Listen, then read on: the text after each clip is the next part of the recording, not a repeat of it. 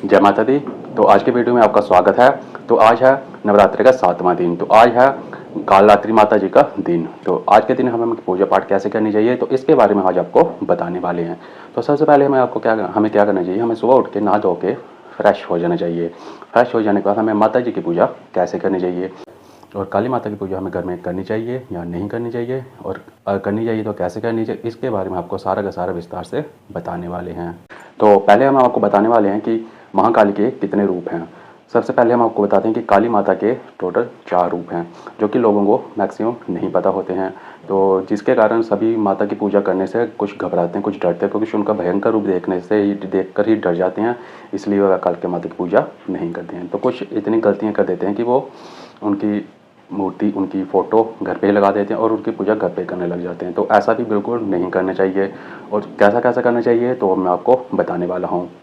माता काली के प्रमुख 4 रूप हैं। पहली है जो हमारी काली माता, जो उस टाइम पुराने युगों में कुछ राक्षस हुए थे, उनको वध करने के लिए उन्होंने उनका वध किया, तो वो बन गई हमारी काली माता। उनकी 4 भुजाएँ होती हैं और वो चारों भुजा में अस्त्र शस्त्र होते हैं। दूसरे नंबर पे आती है हमारी महाकाली माता, जिनके 10 रूप हैं, जिनका हम जैसे ही बोल सकते हैं कि 10 महाविद्या। तो वो हमारी जो महाकाली माता है, उनके अंदर 10 महाविद्या आती हैं, जैसे कि भुवनेश्वरी माता, बगलामुखी माता, भैरवी माता, कमला माता और भी अनेक प्रकार की माताएं आती हैं। उनकी पूजा हम कर सकते हैं, जैसे कि उनका स्थान कटरा में है, जैसे वैष्णो देवी में जो हम बोलते हैं महासरस्वती, महालक्ष्मी, महाकाली, और जो महाकाली वो यहीं कटरा में स्थापित हैं। और भी बहुत सारी जगहों में प्रमुख उनके स्थान हैं।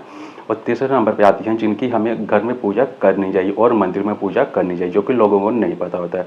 और तीसरे नंबर पे आती है हमारी भद्रकाली, जो कि एकदम शांत स्वभाव की हैं। उनका कोई क्रोध नहीं होता, ना ही वो कोई इतने ज़्यादा अस्त्र शस्त्र के साथ दिखाई देती हैं। वो एकदम सरल और हंसमुख माता हैं। उनकी पूजा हमें करनी चाहिए। और मैं आपको ये भी बताऊंगा उनका कौन सा मंत्र है, हमें कौन सा मंत्र घर पे करना चाहिए, कौन सा नहीं करना चाहिए।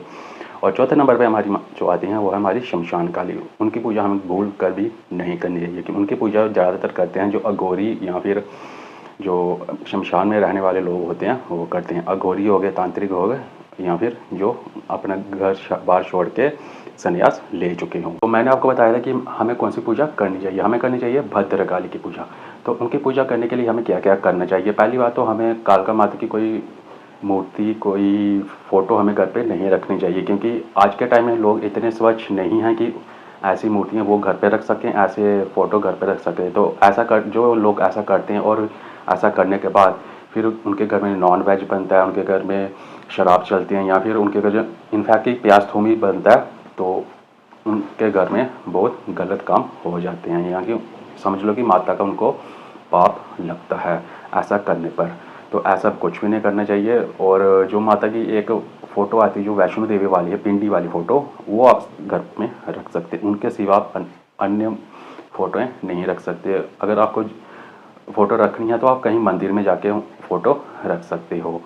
और हम आपको बताते हैं कि भद्रकाली की पूजा को कैसे करनी चाहिए। तो पहले तो आ गया कि उनकी सरल आरती करनी चाहिए, जो कि मैक्सिमम लोग करते भी हैं। मंगल की सेवा सुन मेरी देवा, ये वाली आरती आप कर सकते हो।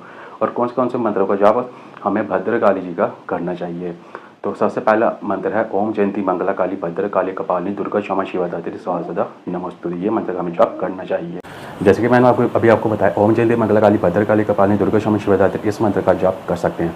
इस मंत्र का जाप प्रत्येक एक दिन में एक माला ही करें, इससे ज़्यादा ना करें, क्योंकि मैंने अभी आपको बताया कि हम इतने पवित्र नहीं हैं कि हम इतना ज़्यादा जाप कर सकें। और जो इतना पवित्र रह सकता है, जो कर सकता है, वो प्रत्येक दिन इसकी 11 माला जाप कर सकता है, लेकिन सिर्फ नवरात्रों में। और अगर उनको करने का इतना ही मन करता है फिर भी, बट उनके घर में बहुत गलत काम चलते हैं, जैसे प्याज तुम चल जाता है, तो वो ऐसा काम मंदिर में कर सकते हैं। और आरती मैंने आपको बता दी, मैंने आपको मंत्र बता दिया। और माता काली एक सिद्ध महाकाली चालीसा है, वही आप पढ़ेंगे, उसके सिवा अन्य कोई भी चालीसा आप नहीं पढ़ सकते हैं। चालीसा का मैं नाम बता देता हूँ, सिद्ध महाकाली चालीसा, वही आप पढ़ें। उसके सिवा अन्य कोई शमशान काली, कोई दक्षिणा काली, कोई सिंपल काली चालीसा वो आप नहीं पढ़ सकते, क्योंकि महाकाली की कोई 4-5 अलग अलग तरह की चालीसाएँ हैं। महाकाली का कवच पढ़ सकते हैं। जो संस्कृत में पढ़ना नहीं जानते वो भूल कर भी संस्कृत में ना पढ़े, क्योंकि एक अक्षर भी गलत पढ़ा महाकाली का तो आपका सर्वनाश हो जाएगा। इससे अच्छा है कि आप सरल हिंदी में भी दिया होता है, एक लाइन अगर संस्कृत में दी है, दूसरी लाइन आपको हिंदी में दी गई होती है। तो आप सिंपली हिंदी में पढ़ सकते हैं और बिल्कुल आराम आराम से पढ़ें, कोई जल्दी नहीं है, क्योंकि जल्दी जल्दी पढ़ोगे तो आपसे गलतियाँ पक्का होंगी ही होंगी। तो आराम आराम से पढ़िए और बिल्कुल मन में भी ना पढ़िए, थोड़ा आवाज़ थोड़े ज़ोर से ही बोलिए और बिल्कुल ज़ोर से भी ना बोलिए, ताकि आराम से ही पढ़िए, जिसके कारण कि सभी को सुनाई दे और सुनने में भी सबको मज़ा आए और माता जी को भी मज़ा आए। और आपको क्या करना चाहिए, जब आप महाकाली की पूजा करोगे उस समय आपको कुछ चीज़ों का पालन करना है। कि जैसे कहते हैं कि महाकाली का वस्त्र काले रंग की, वैसा आपको कभी नहीं करना है। वो होता है तांत्रिक लोगों का, हम तांत्रिक लोग नहीं हैं, हमने सात्विक पूजा करनी है। तो हमें महाकाली के लाल वस्त्र रखने चाहिए, उनको लाल वस्त्रों ही डालने चाहिए, उनको लाल चुनरी डालनी चाहिए और आपका आसन भी लाल कलर का ही होना चाहिए। और सिंपल मंत्र पढ़ने चाहिए। और कुछ मंत्र हैं जो मैं आपको बता देता हूँ, सिंपल साधारण मंत्र। पहला बता देता हूँ, जो महाकाली जी का प्रिय मंत्र है वो है ओम क्रीम कालिकाय नमः। इसका भी आप जाप कर सकते हैं, लेकिन इसका जाप आप घर पे नहीं कर सकते हैं, इसका जाप आप करोगे तो मंदिर में ही करें। और एक बात आपको बता देना चाहता हूँ, अगर आप महाकाली जी की पूजा करना चाहते हैं तो आप तभी करें अगर आपके सिद्ध गुरु जी कोई हैं, आपने कोई सिद्ध गुरु बनाए हुए हैं, आपने उनका गुरु मंत्र लिया हुआ है, तभी आप करें। अगर उन बिना गुरु के आप ऐसा सब कुछ करते हैं तो उसका दुष्ट परिणाम आपको भोगना पड़ेगा, क्योंकि गुरु जी आपकी रक्षा करते हैं। क्योंकि ऐसा मैं इसलिए कह रहा हूँ क्योंकि महाकाली माता जी के साथ सिर्फ महाकाली अकेले नहीं होते, उनके साथ अन्य और अनेक शक्तियाँ होती हैं, जैसे कि 64 योगिनी, 36 यक्षिणियाँ, 117 अप्सराएँ और भी पिशाचिनी, डाकनी, शाकनी होती हैं, जो टोटल जस्ट 360 होती हैं। कुछ उग्र होती हैं, कुछ सामान्य होती है। जो उग्र होती हैं वो आपका सर्वनाश कर सकती हैं। तो इसलिए आपको कुछ भी करना हो, गुरु की शरण में जाके उनका गुरु मंत्र लेने के बाद ही काली माता का ये सारी की सारी पूजा करनी चाहिए।